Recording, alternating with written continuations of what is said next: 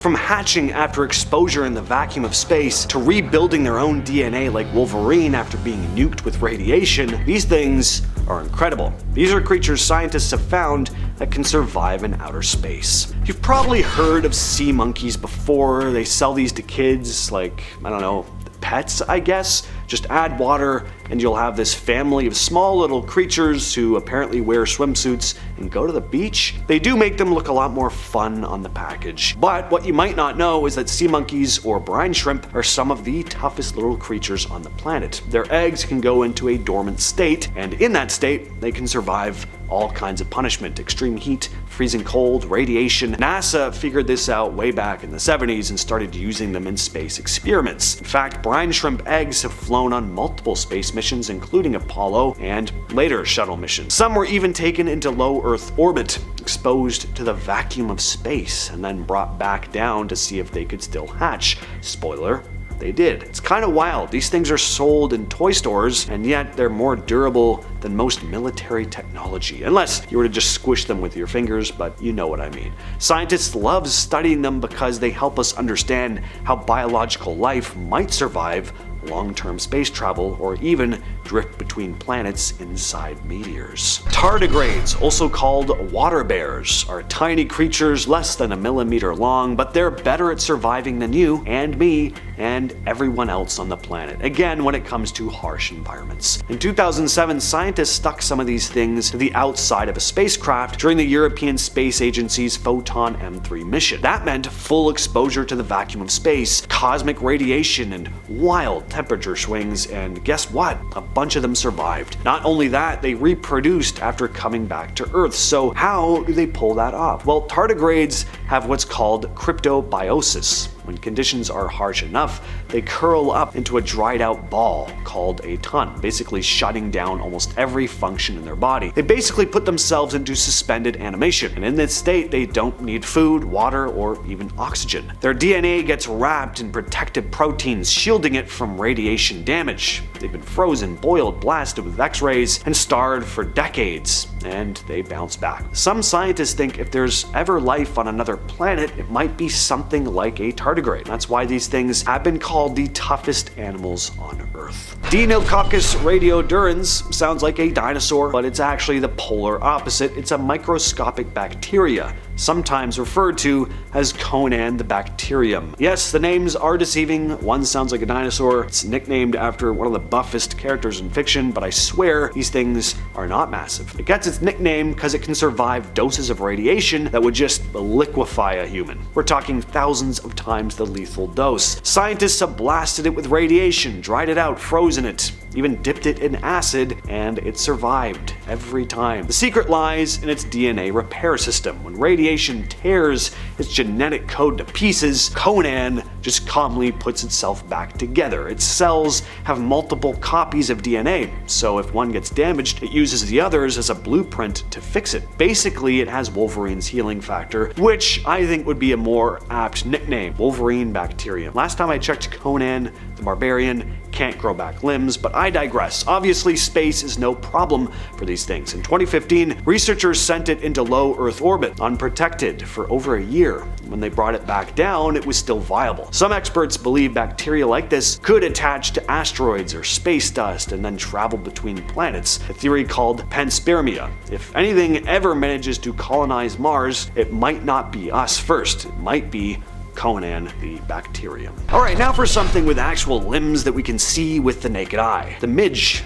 They may look like normal bugs, but some species of these little guys are absolutely amazing. In 2007, scientists sent some midges into space on the same mission they carried the tardigrades on, Photon M3. They exposed them to the vacuum of space and cosmic radiation for over a week, and you guessed it, they survived. So, how? Well, it's the way they handle extreme environments on Earth that probably prepares them for space. Midges are known to live in some of the harshest conditions on the planet, whether it's freezing temperatures in the Arctic or dry conditions in the desert. These things have adapted to survive at all, and that's why their eggs and larvae are able to hibernate in a dried out, almost dormant state. When conditions are better, they basically come back to life. Lichens are one of those life forms you actually see all the time but probably never think about. They're those weird crusty patches on rocks and tree bark, but they're not just plants and they're not just fungi. Lichens are actually a partnership between a fungus and either an algae or a cyanobacterium, and together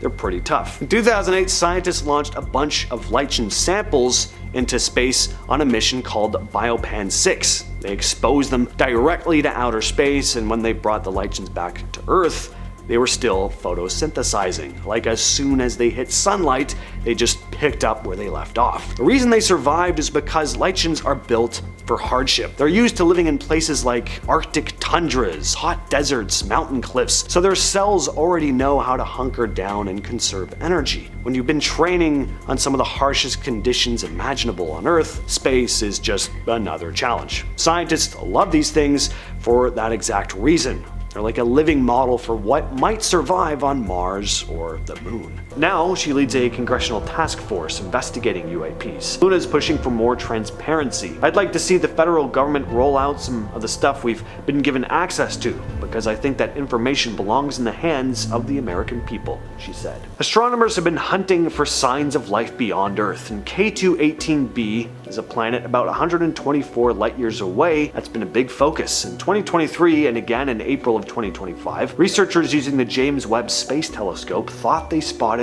dimethyl sulfide, or DMS, in its atmosphere. And that's pretty cool, because it's a gas produced on Earth only by marine life. So the fact that it's showing up on a distant planet, that could be a sign of something. The April 2025 paper led by Niku Madasudan at Cambridge reported a 3 sigma confidence in the detection, meaning there was just a 0.3% chance that the signal was random. Madasudan called the moment profound, saying, quote, "However you put it, we are seeing new chemical processes on a planet that could be habitable." But some critics pointed out the analysis didn't fully account for other molecules or instrumental noise, and NASA didn't even release a press statement, saying that they'd need, quote, "follow-up studies and multiple converging lines of evidence to confirm true biosignatures and rule out false positives." A new NASA study published July 16th played it safe by looking at 4 fresh James Webb Telescope observations and using a method that lets different teams analyze the data separately and then update their conclusions as they go. The result shows that K2-18b has a lot of water in its atmosphere, along with methane and carbon dioxide, but they don't have enough evidence to say whether or not there could be life there yet. A man in the UK says he captured a UFO moving at hypersonic speeds while playing fetch with his dog. Andrew Clifton was out with his Labrador Dash in the Malvern Hills when he filmed himself throwing a frisbee. He didn't notice anything unusual at the time. It was moving so fast there was no way I could pick it up with the naked eye, he said. It wasn't until later, when he reviewed the footage at home,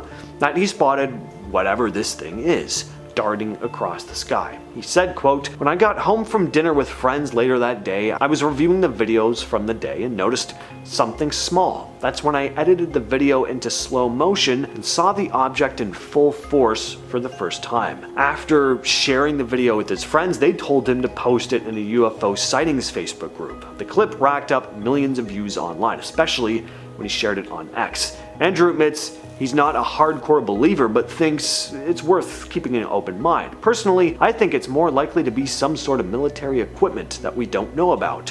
But it's true that whenever I watch it, I can't come up with a full answer as to what it is," he said. Now, the Malvern Hills have some big military bases nearby, so you could be onto something about the object being military related, but what do you all think? There was another pretty interesting UAP sighting recently in Massachusetts. Just the other day, on August 12th, the father and son in Taunton were stargazing when they spotted a strange white light in the sky around 10:30 p.m. They weren't alone. Similar sightings were reported in nearby towns like Avon, North Attleboro, and Sudbury. The National UFO Reporting Center received 4 videos from these areas, all showing the same mysterious light. Bassett Siddiqui, the father in Taunton, was using a telescope when he noticed the light. He said, "I look up and I see this orb with a cloud around it. So I kind of took out my phone and started recording it right away. It was kind of dropping down, and then from there, it kind of took a right and shot straight down." End quote.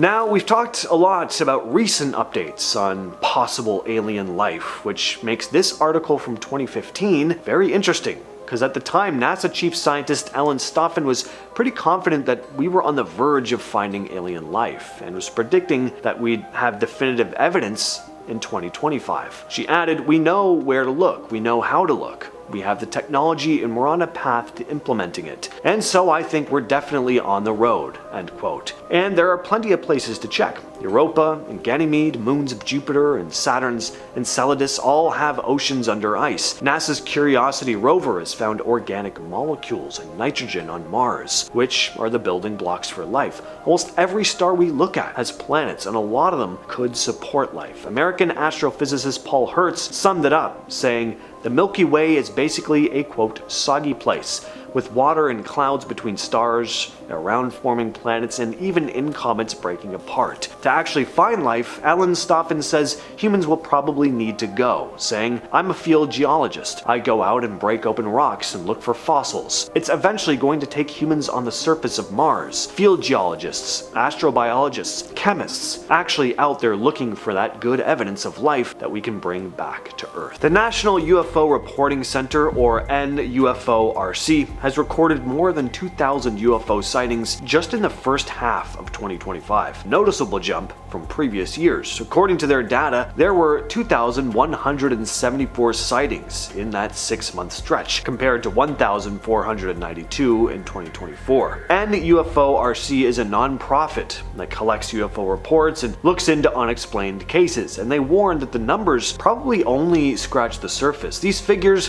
likely represent only a small number of actual views, said Christian Stepien, NUFO-RC's chief technology officer. He estimates that only about 5% of UFO sightings ever get reported. Many of the reports they receive this year actually describe events from years or even decades ago because of the stigma around coming forward. The reports come from all kinds of people, from ordinary citizens to air traffic controllers, police officers. UFOs have been grabbing headlines a lot more recently, especially after David Grush testified in 2023 that the Pentagon had been running a secret UFO tracking program. And since then, other people in the military and the government have come forward backing him, saying the Department of Defense hasn't been fully honest with the public or Congress about what they know. I'm gonna guess a lot of you have heard the recent buzz about 3I Atlas, but for those not in the know, there's a strange object from outside our solar system called 3I Atlas, which has made its way into our solar system, and scientists are flipping out about it. Harvard professor Avi Loeb has even come out saying it could be alien technology because of its weird path past Venus, Mars, and Jupiter, which he said showed, quote, precision. NASA first detected it on July 1st, and it's only the third known object from another star system to visit us, after Oumuamua in 2017 and Comet Borisov in 2019. The object is moving insanely fast, more than 37 miles per second, so launching a new spacecraft to catch it is basically impossible. A study from Michigan State University calculated that a mission would have needed to launch at 15 miles per second on the day of the discovery just to reach it. Instead, Loeb has suggested redirecting a spacecraft that's already in space, like NASA's Juno probe. He thinks Juno could use its remaining fuel to intercept 3I Atlas when the object passes about 34 million miles from Jupiter in March of 2026. Florida Congresswoman Anna Paulina Luna supports this idea. In a letter to NASA, she wrote, "It is recommended that NASA conduct a study to assess how much fuel is left in Juno's engine, and I support an extension of the Juno mission at least until mid-March 2026 at a cost of about $15 million per 6 months from the current expiration date of mid-September 2025. Not everyone agrees though. Jason Wright of Penn State said Juno does not have enough fuel to visit 3I Atlas. Its main engine is also malfunctioning. Researchers are still exploring other options, like redirecting Mars Odyssey or the Mars Reconnaissance Orbiter. Atsuhiro Yaganuma from Michigan State said it would require a lot of fuel and a lot of rapid mobilization from people here on Earth, but getting close to an interstellar object could be a once-in-a-lifetime opportunity. Back in June in Pembroke, Massachusetts, a woman named Colleen McCormick saw something while hanging out in her backyard. Around 9 p.m., she was just sitting by her hot tub when she noticed this weirdly shaped object in the sky, plummeting toward the ground. She managed to capture it on camera. It looked like it was on fire or something. She ran to the front of her house, expecting to hear a loud crash when it hit, but the blinking object quickly disappeared from view. "My heart was pounding because I just looked up," she said. Well, the FAA weighed in, but they didn't really have a whole lot to add. They said they hadn't received any reports of debris in the area and generally don't comment on third-party videos like this one. The Pembroke Police Department and the fire department reported no signs of wreckage or other reports in the neighborhood either. Congresswoman Anna Paulina Luna opened up about a weird UFO encounter from her time in the Air Force during her appearance on Joe Rogan. She explained that while she was stationed at the Portland Air National Guard Base as an airfield management specialist, there was a strange, quote, airspace incursion that caught her attention. There had been an airspace incursion that had taken place when I was still at the Guard, and I remember talking to some of the pilots about it, and I was like, "What was that?" she said. Even though Luna talked to the pilots, none of them really wanted to go into detail about what they saw. Still, one F-scene pilot did hint that it was unusual. "From what I gathered," she said, "he didn't want to get taken off flight status and was like, I really can't discuss it," adding that the pilot admitted the object essentially outperformed them and couldn't really be identified. Luna said the event made her suspect it was an unidentified anomalous phenomenon, or UAP. She also talked about the stigma around reporting things like this in the military, where admitting to seeing something weird could hurt your career or security clearance. She continued saying, quote, "What I can tell you is, when you have thousands upon thousands of people from around the planet throughout time that have reported something, to say those people are crazy, that's a disinformation campaign to get people to shut up about it." Neptune's largest moon, Triton, is one of the coldest places in the entire solar system,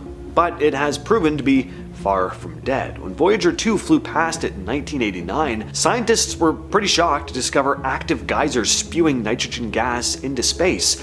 For such a distant, frozen world, this level of activity was pretty surprising. Years later, in 2018, reanalysis of the Voyager data suggested something even stranger. There were hints of phosphine gas in Triton's environment. On Earth, phosphine is rare and strongly associated with life. It is unstable, breaks down quickly, which means it must constantly be replenished. Here on our planet, microbes are the producers, so if phosphine is truly on Triton, then something may be creating it. In 2021, NASA's Juno spacecraft picked up something that caught everyone off guard. It detected a natural radio signal coming from Jupiter's largest moon, Ganymede. Now, it wasn't a broadcast from aliens, probably, but it did confirm something important. Ganymede has a massive saltwater ocean locked beneath its icy surface, larger than all of Earth's oceans combined. The radio waves were caused by electrons interacting with Ganymede's magnetic field and Jupiter's powerful magnetosphere. So what made this discovery so significant was that Ganymede is the only moon in the solar system known to have its own magnetic field. That means its interior may be warm enough and active enough to generate one. Combined with the presence of liquid water, this creates conditions that are pretty strikingly similar to Earth. The thought that a moon with its own ocean and protective magnetic field could be hiding alien ecosystems is as disturbing as it is really fascinating. Mars itself has been a focus of the search for life. Its small moon, Phobos, has also produced its own mysteries. In 1989, the Soviet Phobos 2 spacecraft sent back images and readings suggesting strange shadows and unexplained heat signatures on the surface. And then, without warning, the spacecraft abruptly lost contact. The conspiracy theories started being talked about. Some speculated the probe was deliberately silenced. Later studies of the Martian system revealed another unsettling detail. Methane has been detected around Mars, and its presence is still unexplained. Methane breaks down quickly under sunlight, which means it must be constantly replenished. While this may be happening on Mars itself, some researchers have raised the possibility that its moons, including Phobos, might also be playing a role here. Jupiter's moon, Callisto, has always seemed like the forgotten sibling compared to Europa and Ganymede. For years, it was believed to be, just a dead, cratered rock with little to really offer. But in 2001, scientists started to suspect something more was going on. Observations hinted that Callisto might have cryovolcanism, or ice volcanoes. Instead of spewing lava like Earth's volcanoes, these eruptions would release slushy water, ammonia, and other substances from beneath the surface. If that's true, this means Callisto may also have a subsurface ocean. If it does, then yet another moon in the solar system has the right ingredients for life. The disturbing part of this discovery is how common these conditions seem to be. Instead of life being, this rare accident, the evidence is really stacking up that habitable environments are everywhere. And we circle back to Titan, because it may be the strangest and most alien world we've ever discovered. Titan has rain, rivers, lakes, seasonal cycles. It looks eerily similar to Earth too, yet it is profoundly different. The lakes aren't filled with water, but with liquid methane and ethane. This means that if life exists on Titan, it would have to be based on an entirely different chemistry than what we know. In 2007, NASA's Cassini mission discovered that Titan's lakes and seas weren't stable. Their surfaces changed mysteriously over time. Some lakes even seemed to vanish and reappear. This caught them off guard, but it also raised the question of whether chemical or biological processes were driving these changes. Some astrobiologists have theorized that Titan could host methane-based life forms, creatures that breathe hydrogen and exhale methane, the exact reverse of life on Earth. In 2012, NASA's Hubble Space Telescope detected something shocking erupting from the surface of Jupiter's icy moon, Europa. Massive geysers of water vapor shot more than 100 miles into space, leaving astronomers stunned. This was not just, frozen ice sublimating into gas. These plumes are thought to be connected directly to a vast underground ocean scientists have long suspected is hidden beneath Europa's thick crust of ice.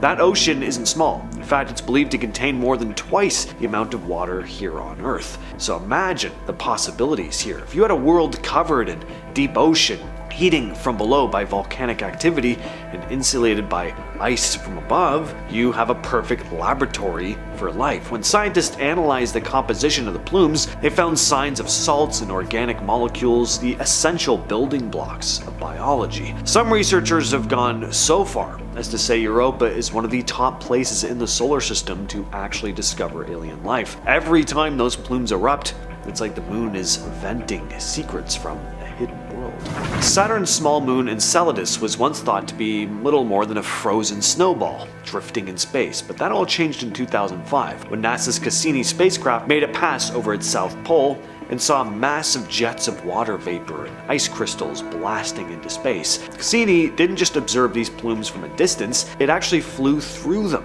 Instruments on board detected hydrogen gas, methane, complex organic molecules. On Earth, this exact chemical mix is found around hydrothermal vents, deep under the ocean, places where bacteria and other strange organisms thrive without sunlight. The presence of hydrogen is especially important.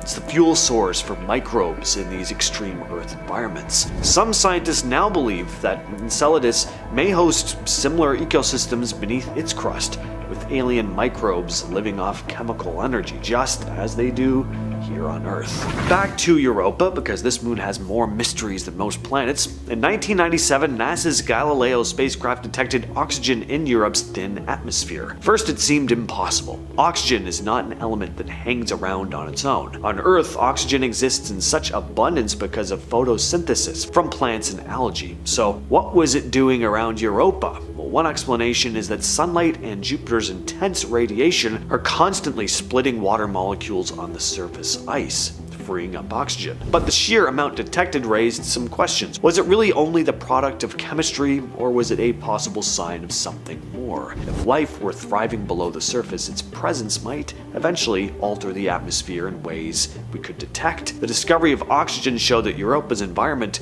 is a lot more dynamic, possibly a lot more Earth-like than anyone thought. Saturn's largest moon, Titan, is one of the strangest worlds we've ever studied. It has rivers, lakes, and seas, but unlike Earth, those lakes are filled with liquid methane and ethane. Titan is also the only moon in the solar system with a thick atmosphere, and that atmosphere is loaded with nitrogen, making it strangely similar to our own composition. In 2010, NASA scientists announced something troubling. They found that hydrogen gas in Titan's atmosphere was mysteriously vanishing near the surface.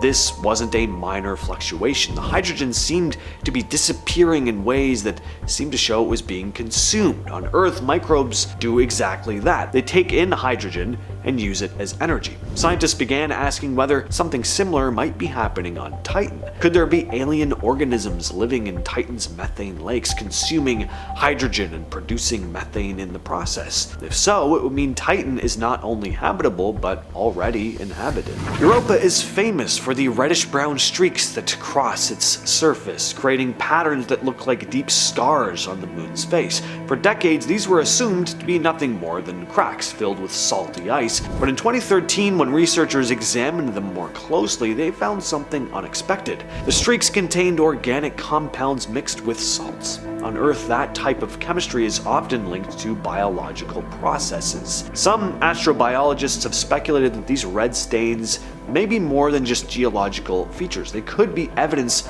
of material leaking up from the hidden ocean below, carrying with it chemical traces of life. If microbes exist in Europa's subsurface sea, they may be leaving the fingerprints on the moon's very surface, right where we can see them. The possibility that these stains are biological in origin is pretty exciting.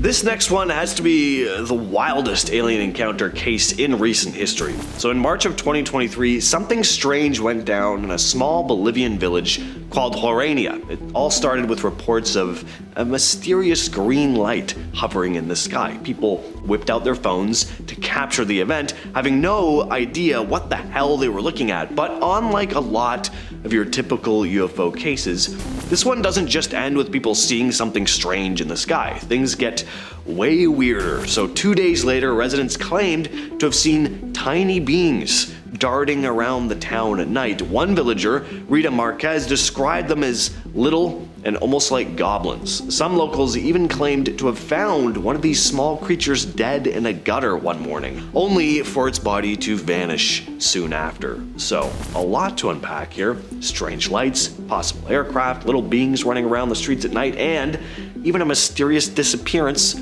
of one of these dead creatures. I don't know what to make of this case.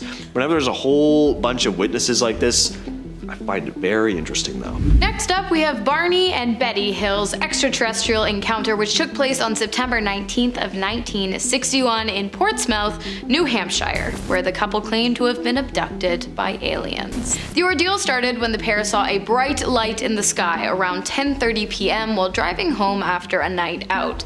Betty asked Barney to stop the car so that they could get a better look. He did, and then pulled out a pair of binoculars. What they saw was a massive, oddly shaped spacecraft with multicolored lights.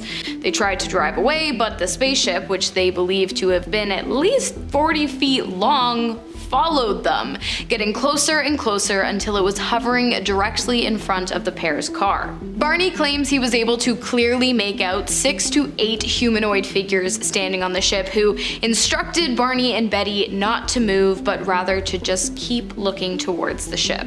The next thing the pair remembered, they had driven 35 miles away from their destination with no recollection of doing so. They tried to write down as much as they could about the experience on their way home, but their memories quickly became fragmented. It wasn't until years later, under hypnosis, that the pair separately both recalled being taken onto the ship and then separated from one another and examined by the humanoid alien life forms. In the days after the incident, however, both Betty and Barney's watches stopped working, and Barney noticed tiny, circles on the back of his truck, and when he put his compass near them, it went haywire. So, I'm not saying they were telling the truth, but I think they might have been telling the truth. This next story is very outlandish, but it's an entertaining story, and I haven't talked about it before, so here it goes. Back in 2021, Angelina Lynn Johnston held a news conference in front of the Lincoln Memorial in Washington, D.C.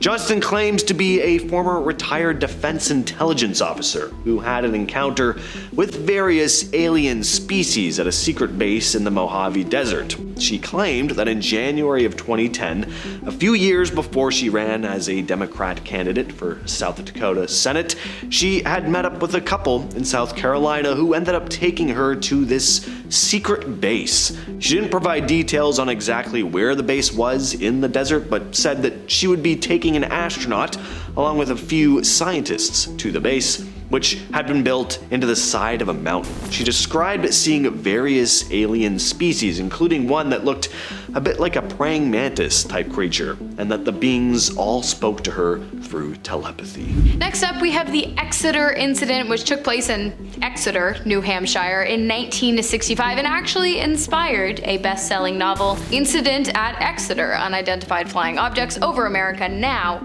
by John G. Fuller. Not sponsored. One evening in Exeter, a police officer patrolling Highway Route 101 stopped to check on a woman parked on the side of the road. When he asked her what was wrong, she answered in breathless hysterics. She claimed that a large red flying object with flashing lights had been chasing her. Just a few hours later, the police heard a similar story from another man, a hitchhiker who claimed to have seen 5 bright lights in the sky while walking along Route 150. He told officers that they had been about 100 feet away from where he had stood, and he watched as they hovered over a home before moving over to the airspace above a large field, and then disappearing and reappearing several times. Curious, one of the policemen went with the hitchhiker back to the spot where he claimed to have seen the UFOs, and sure enough, there it was. And another officer arrived shortly after to see the exact same thing: 5 bright lights high up in the sky disappearing into and reappearing from the trees over and over again. And then, over the next few weeks, authorities in Exeter received almost 60 other reports of UFO sightings in the area. So, if you like aliens and UFOs and Exeter was not on your bucket list, you might want to rethink that decision. Finally, we have a case where 3 UFOs hijacked a pilot's plane in midair. This is about as disturbing a close encounter as it gets, as this man just narrowly escaped death. The pilot's name is Carlos de los Santos. In 1975, he'd been flying back to Mexico City. It was just another routine flight until it wasn't. Carlos spotted something on his right wing. It was this silver disc-like object about 13 feet in length. It was just right on top of the wing. Then he saw an identical object on top of his left wing. And as if that wasn't enough, a third object appeared, and this one was heading straight for him. In a panic, Carlos tried to steer his plane away, but the controls weren't responding. Luckily, the object just missed him though. He frantically radioed air traffic control, explaining that he'd lost control and was surrounded by these strange disc objects. And then, to his complete and utter horror, the plane suddenly veered completely off course. It was now ascending higher and higher up into the sky. Carlos had absolutely no control over the plane now. But then, just as suddenly as they appeared, the strange objects flew away. And miraculously, thankfully, Carlos regained control of the aircraft. Starting off our list today, we have a 2018 UFO sighting that took place in the skies above North Carolina. Shout out to anyone watching from Elon University. In August of 2018, a man named Javion Hill claims to have spotted a UFO while driving home on US 74 just southwest of Charlotte. He described seeing lights in the clouds above him, shaped like a square. Immediately, he pulled out his phone and began snapping photos, which I have to admit are pretty convincing. After hovering in the sky above Javion for a good amount of time, the illuminated formation just vanished into thin air, as they do. You know how it is. It was as though it had never existed in the first place, but of course it did because there's proof, and we've seen it. And Hill, who says he was never a believer in aliens before that night, claims that during the time in which the object was hovering above him, he was seriously concerned for his safety. On June 24th, 1947, Kenneth Arnold, a private pilot, saw something in the sky near Mount Rainier in Washington, something that he couldn't quite explain. He described 9 strange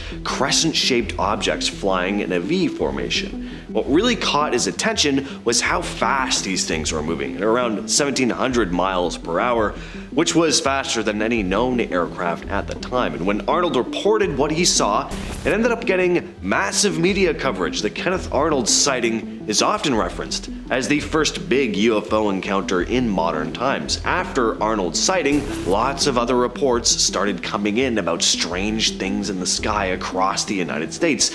The government and military were getting intrigued, and the US Air Force started Project Sign, which was the first official government investigation into UFOs. This later became Project Blue Book, which looked into thousands of UFO sightings to try and figure out what was going on. So is it just one of these cases where he saw something and then everybody else started like getting excited and, just thought they were seeing things? Or was this just the time where UFOs and aliens were starting to come down to investigate things here on Earth? Next up, we have two commercial pilots on different aircrafts claiming to have seen a mysterious flying object in the sky while flying above Arizona on February 24th of 2018. The first pilot to spot the UFO called into radio traffic control to ask if another plane had passed by him. The controller answered no, and then went on to make a joke about the pilot having possibly seen a UFO. Ground control then contacted another pilot flying an American Airlines flight a little bit behind the first plane and asked the pilot to inform the control center if an aircraft were to pass over the plane. And a short while later, the pilot did exactly that. He said that a fast object had flown 3,000 feet over his plane in the opposite direction of which he was going. Once again, ground control had no knowledge of the aircraft, and it didn't show up on any of the radars either. Both pilots later described the objects as illuminated and incredibly fast, saying that they were nothing like the weather balloons they had seen sometimes floating at that altitude before. Plus, there were no records of this object, so what could it have been? Well, a UFO, duh. Lieutenant Colonel Richard French was the lead investigator of Project Blue Book in the 50s. His job was to investigate reports of UFOs and find any possible explanation for them. Of course, if there was none, it would be categorized as a genuine UFO. French had shot down a lot of UFO reports over the course of his career, but in 1952, he witnessed something himself, something he could only describe as a genuine alien encounter. He kept what he'd seen a secret for decades. It wasn't until 2013 that he testified before 6 former members of Congress in DC, describing an event that happened back in 1952. A number of residents off the coast of St. John's, Newfoundland, had reported spotting 2 unidentified flying objects. So French was tasked with heading over to Canada to basically debunk it. The UFOs had crashed into the water, and when Lieutenant Colonel French arrived, he saw this crowd of about 100 people, including some police, standing by a wharf, gawking at something in the water. French made his way over, and when he looked down into the clear water below, he saw what looked like 2 large circular aircraft-like objects, and there were apparently 2 beings working on them. French described the creatures as, quote, 2 to 3 feet tall, light gray in color, very thin, long arms with either 2 or 3 fingers, the top of their heads much wider than their jawline. Their eyes were very slanted, and you couldn't see pupils in them. He then described the objects slowly rising out from the water before abruptly accelerating and taking off into the sky. Next up, we have the very first record of a UFO encounter to take place in New England, USA, which I bet you didn't know was actually a major hotspot for extraterrestrial UFO and UAP activity. That's unidentified aerial phenomena, for those of you who don't know. The first recorded sighting happened in Boston, New England, and it was also the first ever documented sighting in the US as a whole. It took place in 1639, and credible reports have been popping up ever since. The record was a second-hand observation recorded by colony founder and governor at the time, John Winthrop, who wrote that a sober, discreet man had seen the sky above Boston become illuminated by a green light while he was rowing his boat along the river one evening. The light was still for a moment and appeared to be flaming, and then it morphed its shape and darted off into the night sky towards Charlestown. The encounter lasted for 3 hours, with the object in the sky going higher into the air and then rushing down closer to Earth again and again, back and forth. By the time it ended, which it did when the object just disappeared into the night, the man along with his boatmates had traveled 1 mile upstream with absolutely no memory of how they had gotten there. The fine-tuning problem states that even the slightest changes to the fundamental laws and constants of our universe could cause it to be completely inhospitable to life as we know it. For example, if gravity or the strong nuclear force were adjusted by even a fraction, the result might be a universe without stars, planets, and life as we know it. Everything around us is just so perfectly set up for matter to exist. It seems fine-tuned. So, was it specifically designed for life? Well, some scientists think there may be multiple universes and that our universe is just one of countless others, each with its own set of laws and constants. It could be that we just happen to be lucky enough to exist in the universe where conditions are just right for life to flourish, while other universes may be filled with completely different matter or no matter at all. And speaking of multiverses, let's talk about string theory, which proposes that instead of viewing particles as these tiny dots, think of them as incredibly small, vibrating strings. The theory goes that there are these extra dimensions, so tiny and curled up that we can't perceive them in our daily lives. Mathematicians refer to these curled up dimensions as Calabi-Yau manifolds, complex shapes that help describe the hidden aspects of our universe. These extra dimensions can have different configurations, sort of like different radio stations, each broadcasting a unique signal. Each configuration could represent a different set of physical laws and constants, the rules that govern how things operate in a particular universe. Here's something fun to think about. Earth is constantly under attack from high-energy particles shot out from the sun. Fortunately, our planet's magnetic field shields us from them, deflecting most of these solar threats, but there are times when magnetic disturbances in the sun lead to extra powerful solar flares. These explosive bursts release tons of X-rays and energy that travel at the speed of light, often resulting in disruptions to navigation and communication systems. Another threat comes from coronal mass ejections, or CMEs, which happen when the sun ejects large clouds of magnetized particles into space. If a CME is directed towards Earth, we experience geomagnetic storms a few days later, which can be bad for communications and power. The craziest geomagnetic storm recorded in modern history was the Carrington event of 1859. At that time, technology was of course not as advanced, so not really much happened, but if a similar storm were to strike today, the consequences would be much more noticeable. The internet could go down. We could have months without it. Sounds kind of nice, actually, but just think of how much we rely on the internet in our daily lives. It would be a pretty big adjustment. The likelihood of a storm of this size happening again is about 1 to 6 to 12% each decade. Not a likely chance, but by no means minuscule either. Another threat lurking in the cosmos is the possibility of a catastrophic supernova. When a massive star reaches the end of its life, it can explode in a spectacular display known as a supernova. This unleashes intense waves of radiation that can obliterate anything within what's called the kill zone. Astronomers estimate that this hazardous area extends about 40 to 50 light years from the explosion. And no, fortunately, there are no stars this close to Earth that are expected to explode anytime soon, but even more distant supernovas can emit high-energy X-rays and gamma rays that may interact with Earth's atmosphere, and there's a potential for this interaction to damage the ozone layer, allowing harmful ultraviolet radiation from the sun to penetrate more easily, posing a risk to life on our planet. The closest supernova observed in the last 400 years was SN 1987A, discovered in the Large Magellanic Cloud on February 23rd of 1987. The explosion was incredibly bright, shining with the energy of around 100 million stars for several months.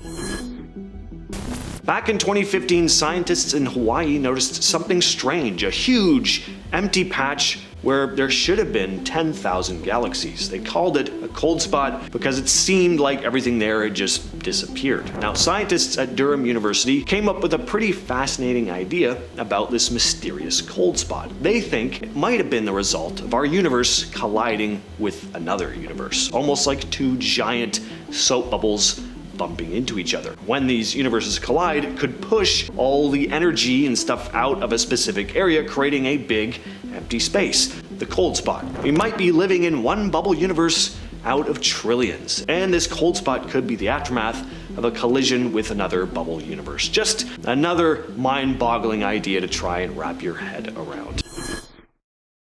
About 150 to 250 million light years from our galaxy is a strange, unsettling cosmic anomaly known as the Great Attractor. It's a region of space with such a powerful gravitational pull that it can draw entire galaxies toward itself, causing them to collide and merge. What makes the Great Attractor even more mysterious is that scientists can't fully explain its mass.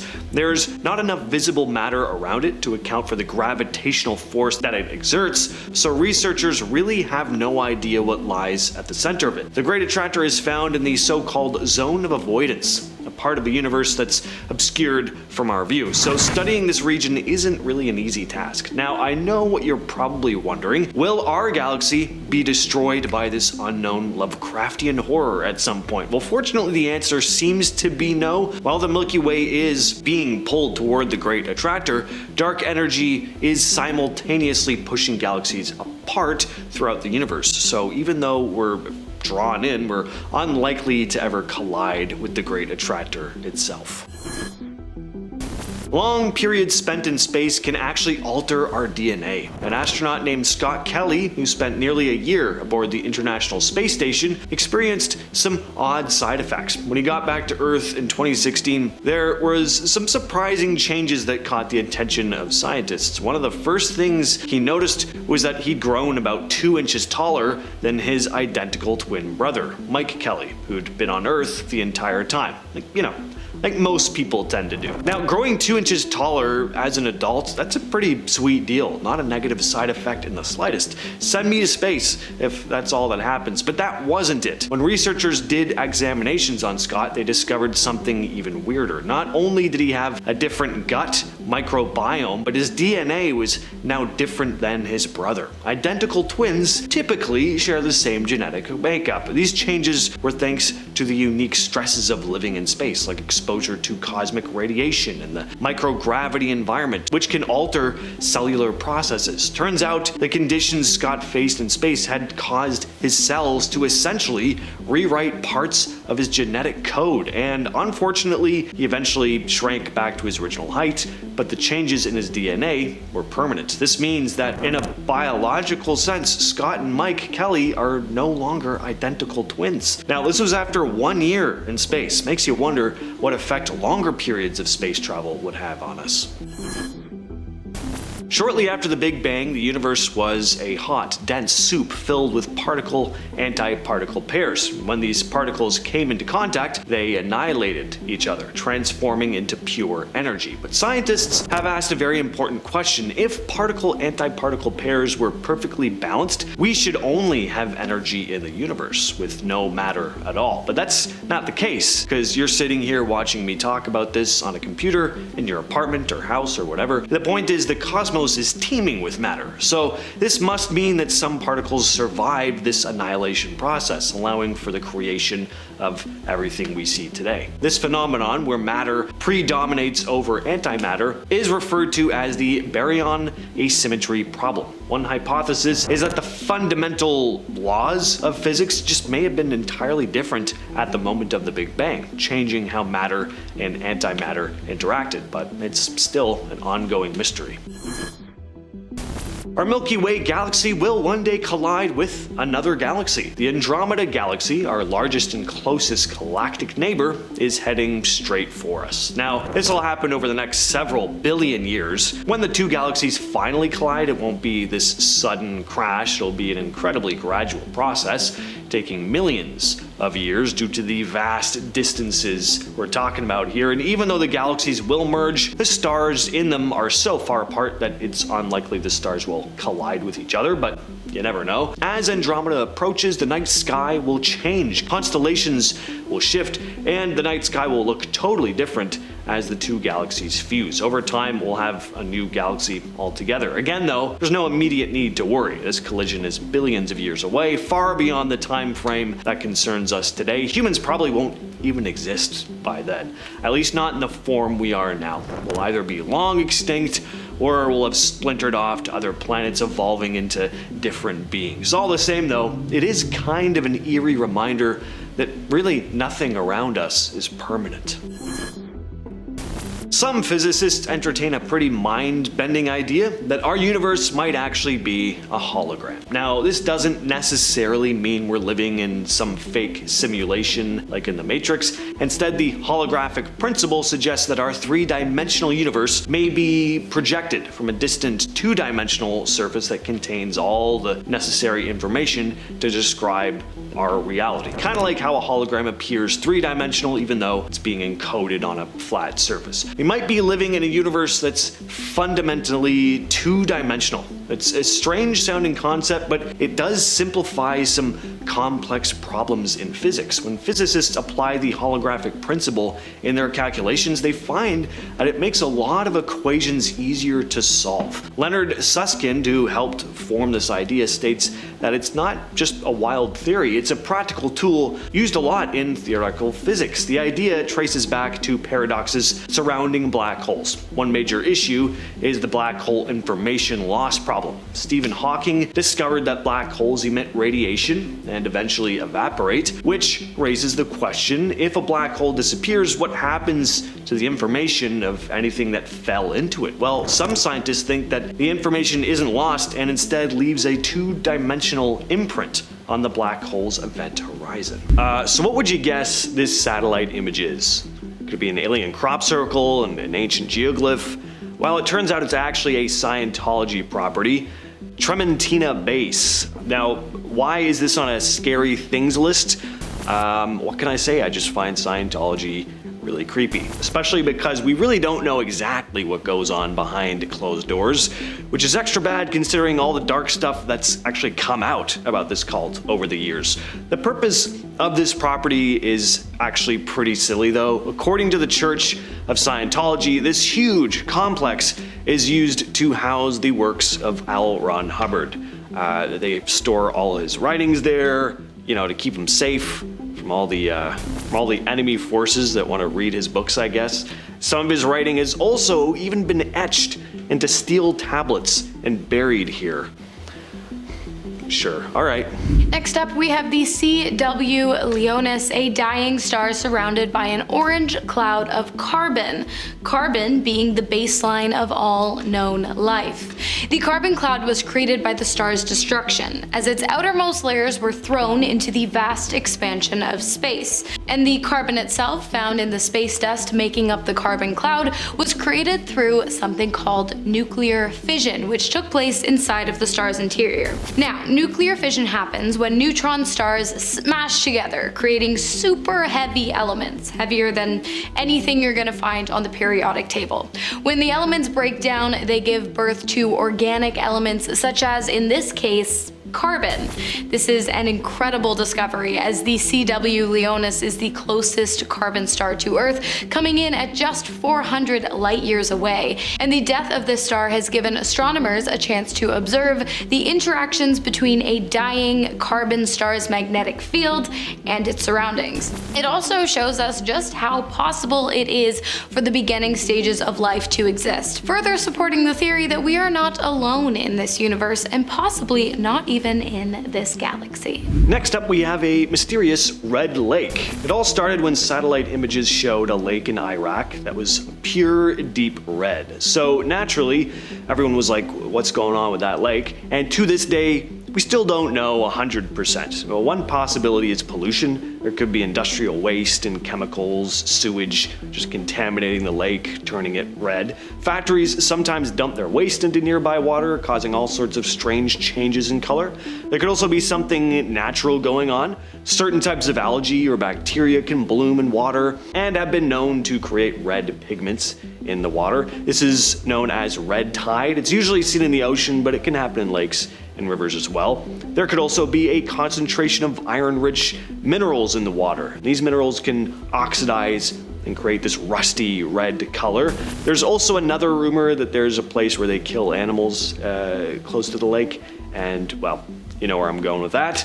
So these explanations, they do make sense, but the exact cause is still a mystery. And finally, we have the discovery of hidden Egyptian pyramids. In 2011, using satellite images from NASA, Sarah Perrick from the University of Alabama at Birmingham discovered 17 new structures in the famous lost city of Tanis, Egypt, which turned out to be undiscovered ancient Egyptian pyramids. Along with the pyramids, Perrick also discovered 1,000 smaller tombs located within Egypt. Using the same method, satellites, Sarah went on to discover even more hidden archaeological sites around the world. She is now hoping to discover the lost civilization of Peru and has even launched her own satellite program in 2016 called Global Explorer, that's XPLORER, to aid her in her search. The discovery of the pyramids and other ancient structures using satellite imaging has led scientists to the conclusion that, in regards to ancient ruins, we have only really found about 10% of what's actually out there. A pretty daunting and incredibly exciting fact. I just hope with this new technology we don't go unearthing ourselves any ancient curses. Fingers crossed, but I really still would like to see us find Cleopatra's tomb.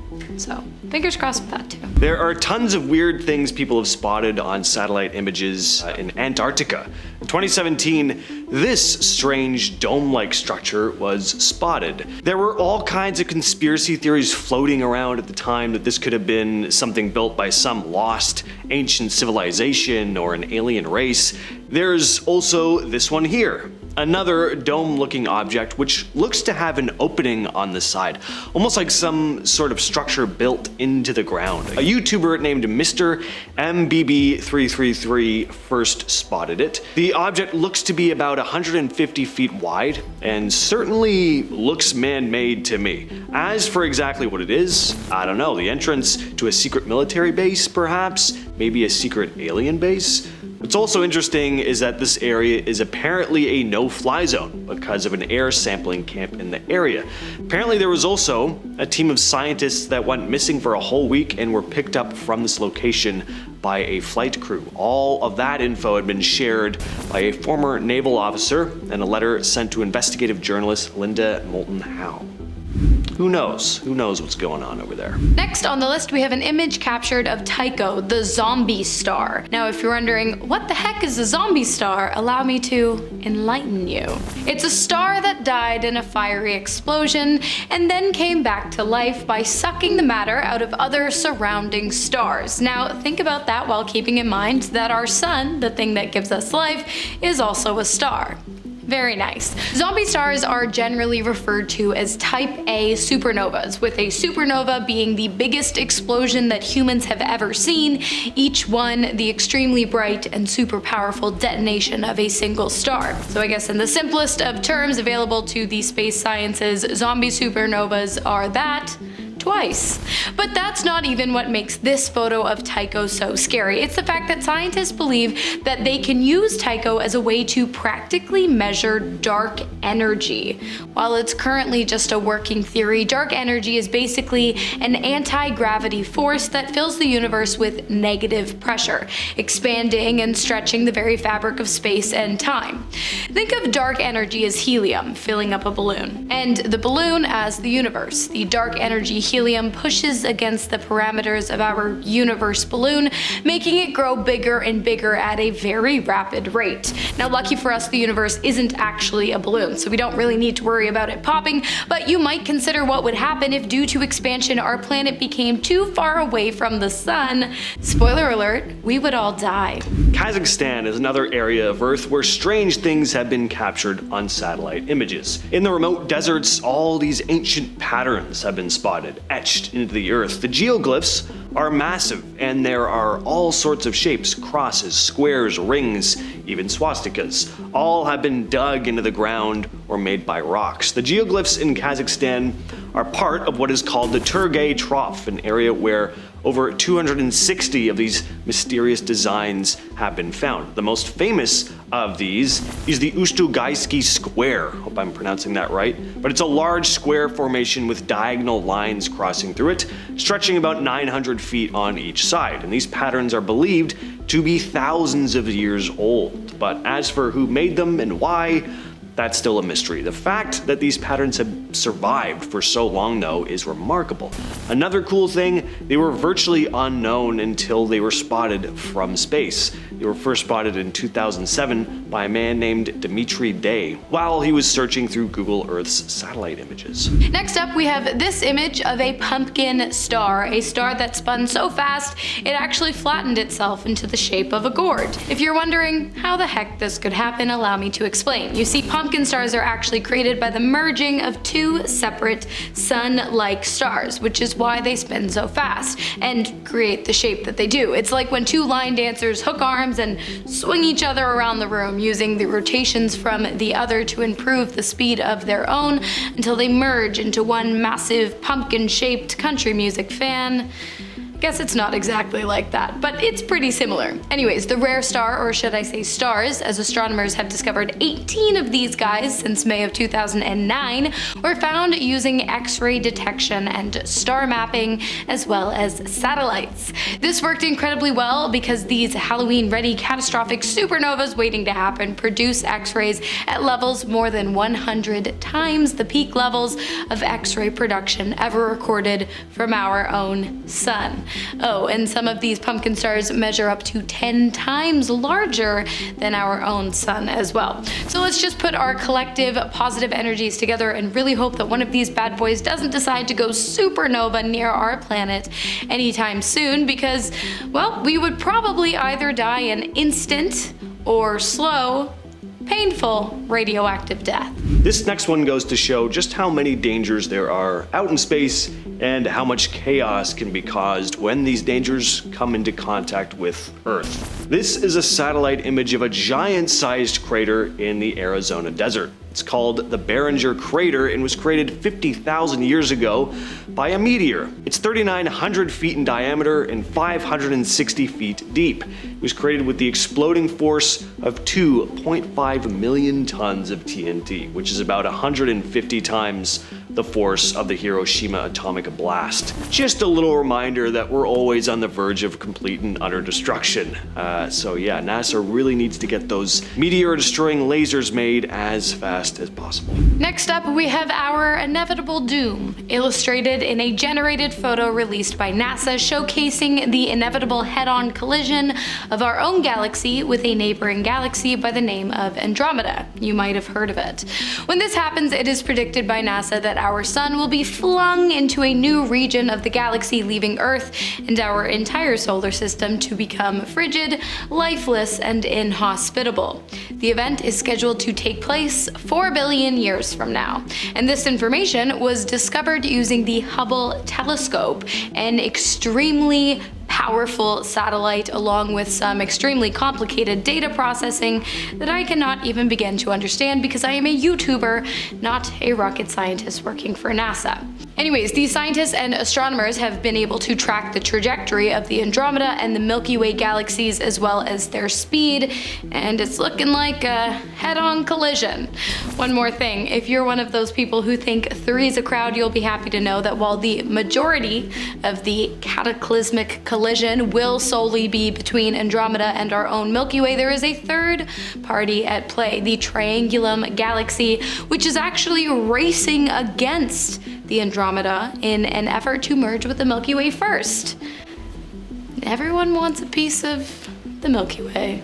There's that classic saying, the more you know, the less you know. Well, if the James Webb Telescope has proven anything, it's how true that saying really is. It's now found discrepancies with how scientists used to measure the Hubble constant. So first of all, what is the Hubble constant? This refers to how fast galaxies are moving away from us. Imagine the universe as a balloon that's just constantly expanding, and the Hubble constant is the rate at which the balloon is getting bigger. The faster the galaxies are moving away, the higher the Hubble constant. It helps astronomers understand the age and future of the universe, but the rate at which the universe is expanding has never been 100% solved, so scientists figured the James Webb Telescope would be able to shine some light on it, but apparently it revealed more questions than answers. So most models suggest the Hubble constant should be around 68 kilometers per second per megaparsec. 1 megaparsec is about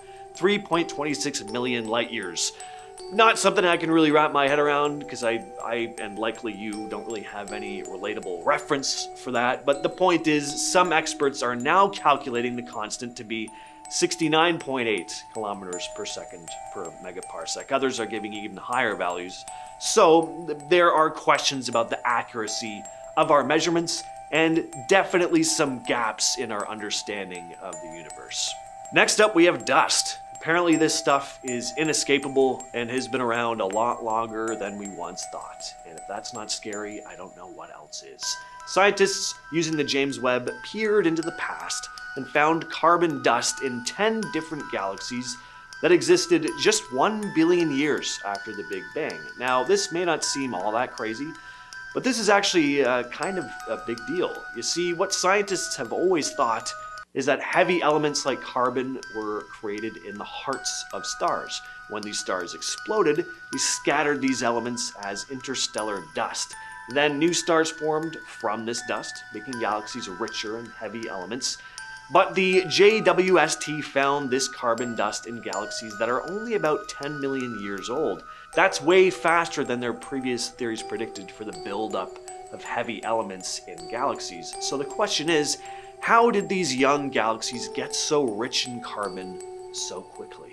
So, almost every large galaxy has one thing in common, a supermassive black hole at the center. But what came first, the black hole or the galaxy? Well, scientists once thought supermassive black holes only showed up later in the universe's timeline, after the first stars and galaxies formed. But surprise, the JWST data hints that these colossal black holes might have been around during the first 50 million years after the Big Bang. In the grand scheme of things, that's very, very early, basically the dawn of time.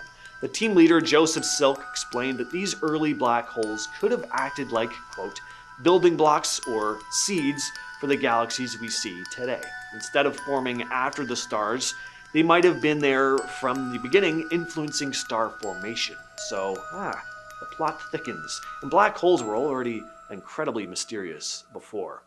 We really gotta remind ourselves how incredible this planet is. Everything is set up perfectly for life to grow and flourish, unlike 55 Cancri E, which has sent out mysterious signals for almost 2 decades, but the mystery of these signals may have been solved. So this rocky world was discovered in 2004.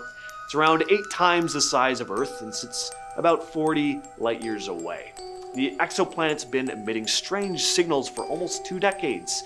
A recent study suggests that volcanoes on 55 Cancri E might be causing these signals. Periodically, these volcanoes open up and spew out hot gas, forming a temporary atmosphere around the planet, but the extreme heat near its parent star causes this atmosphere to burn off, leaving the planet exposed again until the next outburst. And the mystery is the signals observed when the planet moves in front or behind its parent star, creating a sort of eclipse. Sometimes when it goes behind the star, there's no visible light coming from the planet. Other times, a strong visible light signal is emitted.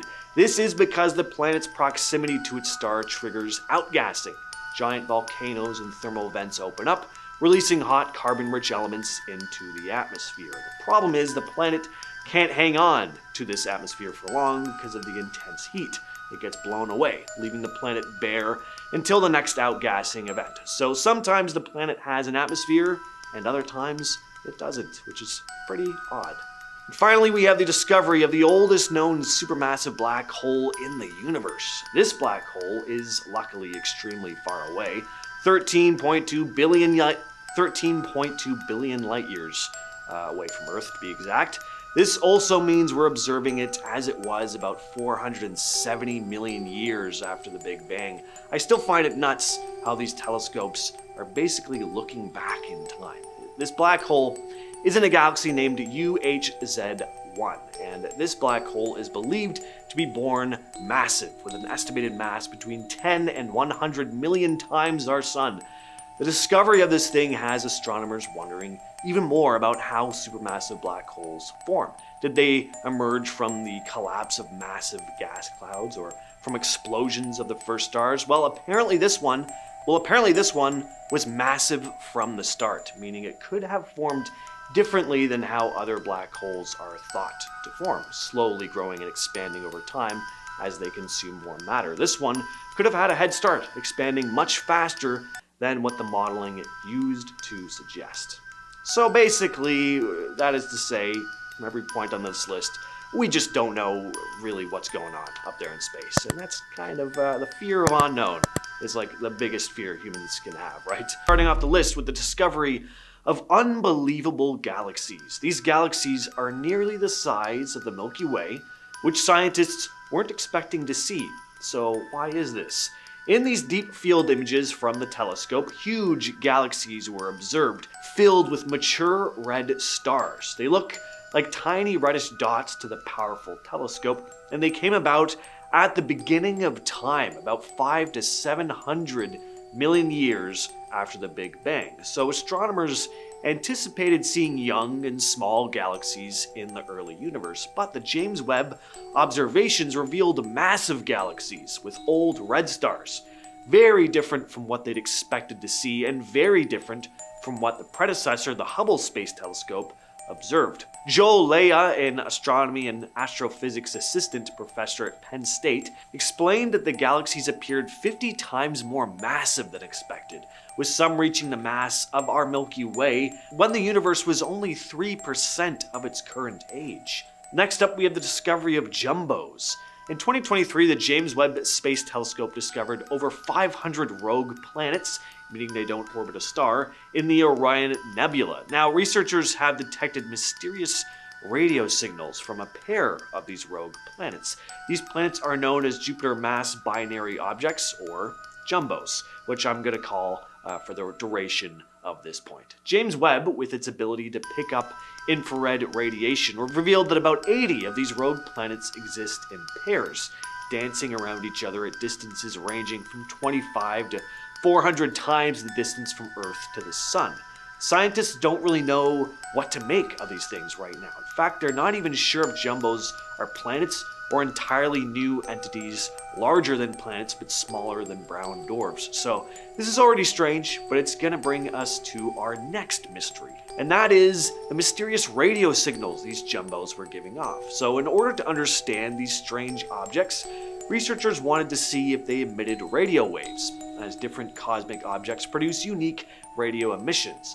They looked through archives of observations made by the US National Radio Astronomy Observatory and found that one pair, Jumbo 24, did emit radio waves. This jumbo pair is the heaviest and has the closest spacing between its two planets. The data showed that the radio waves from Jumbo 24 were steady and strong, with a power equivalent to 1/4 of a ton of TNT and frequencies of 6 to 8 gigahertz. But there was something very strange going on. The signals lacked circular polarization, which is the presence of magnetic fields, which you typically have with planets. The radio signals from Jumbo 24 were a bit unusual. They didn't match the patterns you'd normally expect from planets, brown dwarfs, or pulsars. The researchers considered the possibility of signals coming from an object behind Jumbo 24, but said that was highly unlikely. So they're doing more research into this, but as of right now, it's still a complete mystery. One of the biggest questions everyone has on their mind about space is, of course, is there life out there other than our own? It's one of the main reasons we want to explore it so badly, after all. Well, the discovery of a very interesting planet called K218b, we may have come closer than ever to answering that very question. The telescope found certain molecules in this planet's atmosphere that could indicate conditions suitable for life. K218b is an exoplanet located in the constellation Leo, about 120 light years away from our solar system. It was discovered in 2019, and ever since, astronomers have been pretty excited about it because of the signs of water vapor in its atmosphere. So this planet was always going to be a point of focus for James Webb. The telescope detected carbon-bearing molecules like methane and carbon dioxide in the planet's atmosphere. This means K218b may have a hydrogen-rich atmosphere and a surface covered by water, meaning there could very well be life. One of the coolest things the telescope spotted was a molecule called dimethyl sulfide, or DMS. On Earth, DMS is produced by life, specifically by microscopic organisms like phytoplankton. Now, scientists aren't 100% sure if they really detected DMS in the planet's atmosphere, but there's a chance, and that's pretty cool if it turns out to be the case. Next, let's talk about a terrifying planet that the James Webb Telescope spotted in 2023, VHS 1256b. This planet seems like Tatooine from Star Wars or Arrakis from Dune, except far worse. If you think sand is the worst and just gets everywhere, try living on VHS 1256b. This planet seems like absolute hell, caught in a never-ending sandstorm. But there are signs it has some similarities to Earth. The atmosphere shows signs of water, methane, carbon monoxide, and carbon dioxide. So there's a chance it could also host life. But aliens that live in a perpetual blistering hot sandstorm may not be the types of creatures we'd want to meet. Seems like they'd probably be a little frustrated.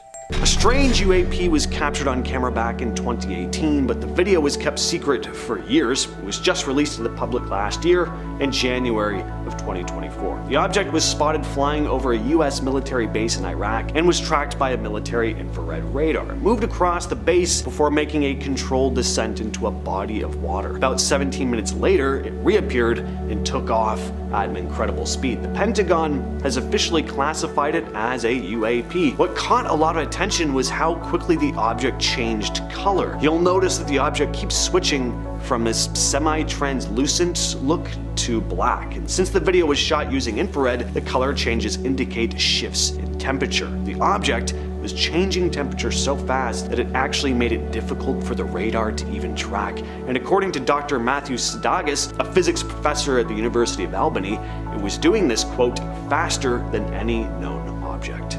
This next video comes from the YouTube channel Plant Abundance, who wrote in the description that he'd been outside doing some tree work when this bright object caught his eye. He watched it as it stayed stationary for about a minute and a half before fetching his camera. He caught the tail end of it before it drifted downward and faded out. Again, this is another recent clip posted on October 14th of 2024. Now, the object is hard to make out. It's obviously pretty high up, but zooming in, it's definitely not a plane or a satellite. It doesn't even look like your typical drone. It looks like a spherical metallic object. So what is it? I don't know. What do you all think? This footage was taken a few years ago. It's another spherical flying orb. The AARO, the office within the US Department of Defense that handles UAPs, released the footage captured by an MQ-9 Reaper drone during a Senate hearing in the Middle East. The video shows an orb smoothly flying through the sky at a high speed. The AARO came out saying that they had no idea what it was, calling it a genuine UAP, but they also mentioned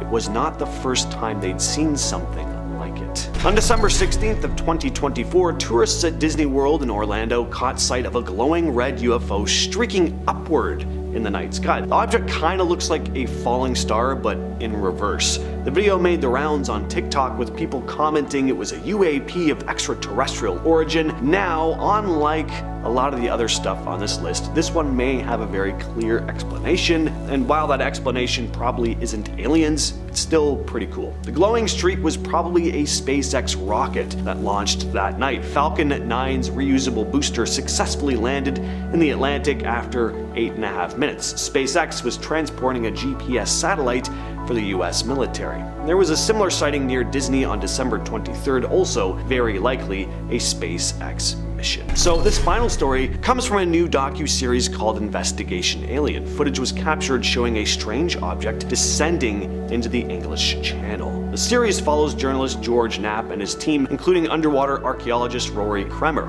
as they dig into evidence of extraterrestrial life. During one of their expeditions off the coast of Normandy, they spotted an illuminated object about 200 yards away. At first, it was stationary, but then it sped off, only to return later. But at that point, most of the crew was asleep. Kremer, though, was on night watch, and he was able to capture the object on camera as it plummeted into the water. Knapp was shocked when he saw the footage. He returned Kremer for an explanation, and Kremer, who's been in the field for over 20 years, admitted, "I don't got any answers, do you?" He thought it might be a flare, but it didn't have the typical smoke. As the object disappeared into the the water, Knapp suggested could be tied to some sort of subterranean base. Kremer pointed out that local tribes in the region have long reported unexplained lights, which were often linked to gods.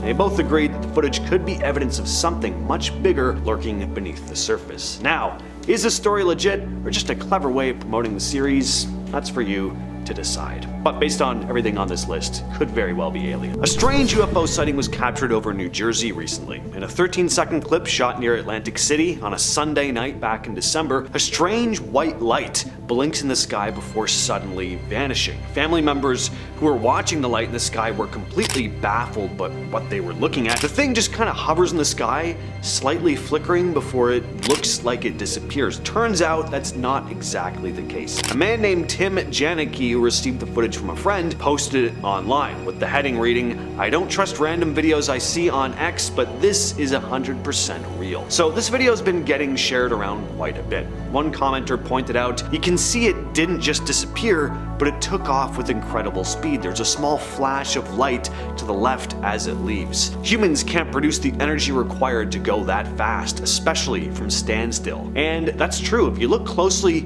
you do see this really quick blip of light appear in the upper left of the screen right after the strange orb of light looks like it vanishes. Other people commented similar things, like one person saying, "No flight system we have right now can go from stationary to warp drive in an instant. These flight characteristics are well beyond light years ahead of us." Now, this is just one incident in a long list of strange sightings in the sky over New Jersey, which led the FAA to briefly limit drone flights in some areas. The FBI and other federal agencies have been looking into a bunch of the reports apparently, and they claim that so far they haven't found anything pointing to a national security threat. Again, so they say. This footage here was posted to Reddit by user YogurtClosetFlat5701 just a couple weeks ago with the caption, "This just happened above Brookville Boulevard, Snake Road in Queens, New York, right next to JFK Airport. We looked up and there were 4 orange orbs in formation in what is supposed to be a no-fly zone. They then started to disappear. Did anybody else in the area witness this?" End of post. And that's a good question. Any New Yorkers in the comments see this as well? Let us know down in the comments here. There are some interesting comments from other witnesses on the post though. One user, Zora Octavia, wrote, "Lived here for 14 years with planes flying by all day, every day. They fly so low it feels like you can almost touch them. I know what they look like when they come in to land and take off. I have never seen anything like this. Ever." And that's not the only strange orange orb that's been spotted in the sky recently. On December 26th, a Redditor by the name of Hell84 posted this footage. The video was shot in central Georgia. A father had gone to take out the trash when he spotted the strange orb in the sky. He noticed something, quote, "bright and orange overhead through the pines." He pointed it out to his son and they both just stared at it for several minutes before deciding to film it. The father shared the video on Reddit. In the clip we see this glowing orange orb gliding across the sky, weaving between the tops of pine trees. At one point, the orb looks like it dims and then vanishes entirely. As Hell84 wrote, "When I first observed it, the light was huge, but it was way off, like half a mile. As it got closer, it seemed to dim but stayed the same luminous lighting. As I walked further to capture it, I thought, what if it was trying to evade me?" A bunch of Redditors wondered if it could be a plane, but the user didn't think so, saying it made no sound, unlike the planes that frequently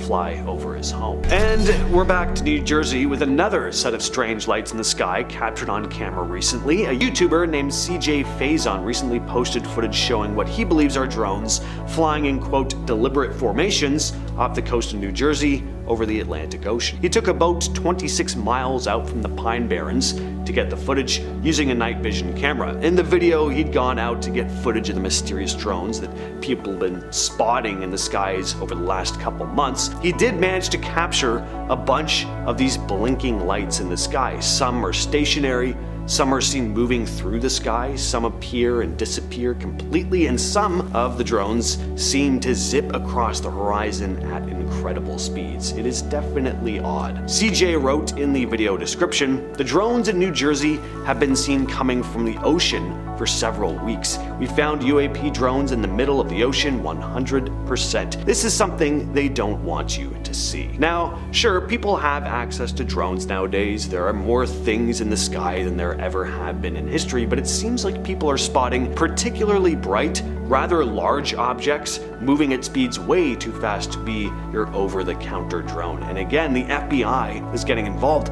They've investigated around 5,000 reports about these drones, claiming that about 100 of them are considered credible. As of now, there have been no clear answers from authorities on who's behind the drones or what they're up to. This next report comes out again from New Jersey. This time, it's not just lights in the sky though. Whatever this object was, it actually affected the clock in a family's car. In early December, a family reported a strange effect while following one of these strange crafts that people have been seeing in the sky. As they drove along, the car's clock suddenly changed time, then went back to normal once they drove away. Local law enforcement in Morris County insists that there's no known threat to public safety, but residents are still trying to figure out what's going on themselves. There's even a Facebook group with over 17,000 members exchanging info on these sightings. One local software engineer, Rich Dunjewski, thinks the clock change might be a clue. He commented, "Many newer cars get their clock time from GPS satellites," adding that the drones could be using GPS jamming or spoofing. He went on to say that if these drones are using, quote, GPS jamming, then it's plausible the car would follow the signal and change the clock. FAA contractor David Lombardo agreed, saying these drones likely have electronic interference capabilities. Bacillus and Clostridium species can form spores, tiny rock-hard capsules. These spores are dormant, super tough, and able to survive insane conditions like heat, radiation, and total vacuum. Back in 2008, researchers launched spores of Bacillus and Clostridium into low Earth orbit on NASA's EXPOSE mission. They were stuck on the outside of the International Space Station, getting blasted with UV light and space radiation. Some of them were even left out for 18 months, and yep, some of those little spores still germinated after they got back. They go into total shutdown mode and then wrap themselves in this thick shell made of protein and this. So this blocks radiation and helps them retain water. This ability is what makes scientists think spores could maybe survive the trip from Mars to Earth on a meteorite. Again, that panspermia idea. Cryomyces is a black fungus that lives in one of the harshest places on Earth, the dry, freezing valleys of Antarctica. These valleys are so desolate, NASA actually uses them as a stand-in for Mars. So yeah, if you can survive there, you're already halfway to being a Martian. In a 2016 experiment, scientists took these things and sent them into actual space though, stuck them right onto the outside of the International Space Station for 18 months, and the fungus lived. It even kept its DNA mostly intact and could still grow once it got home. Cryomyces are packed with melanin, the same pigment that protects human skin from UV rays. Only this fungus cranks that up to 11. The melanin in cryomyces helps absorb radiation and neutralize reactive particles that would shred most living cells. On top of that, its thick cell walls help keep it from dying out or breaking apart in space. Next on the list is Halomonas titanica, or Titanicae. This one's not a space traveler yet, but it's still living in an environment that would kill most forms of life. This is a type of bacteria that's been discovered eating away at the metal hull of the Titanic, 12,500 feet under the ocean. Down there, the pressure is over 380 times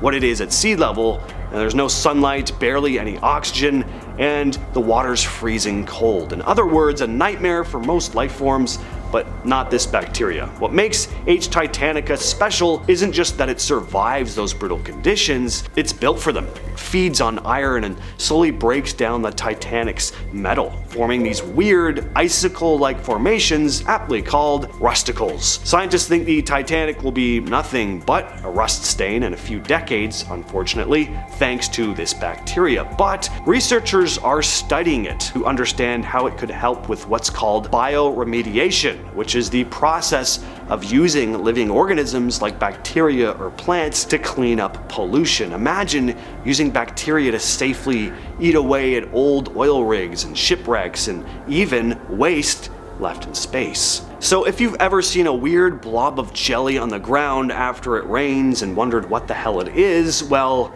It's star jelly, aka nostoc. It's a cyanobacterium, an ancient type of life form that's been around for over 3.5 billion years. When the environment gets too dry or too cold, it dries up into a kind of dormant state. Basically goes to sleep and shuts down most of its normal functions.